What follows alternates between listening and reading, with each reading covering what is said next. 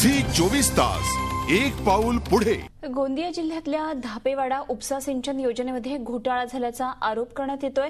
पर्यावरण खात्याची मंजुरी मिळण्यापूर्वीच कंत्राटदाराला 216 कोटींची खिरापत वाटण्यात आल्याचा आरोप आरटीआय कार्यकर्ते प्रवीण महाजन यांनी केला आहे।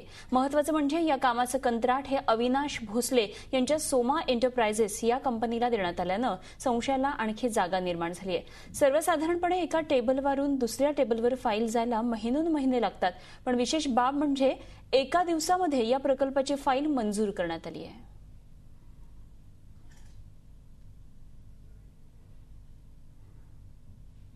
तीन गोष्टी याच्यात आहे। एक तर पर्यावरणाची मंजुरात नसताना या काम चालू केलंय कंत्राटदारांनी। दुसरा असा आहे की 38% ही निविदा अभावमध्ये मंजूर झालेली आहे। आणि तिसरं वर्क ऑर्डर जी होती 27/3/2008 ला दिलेली होती आणि ती 38% अभाव दिली होती।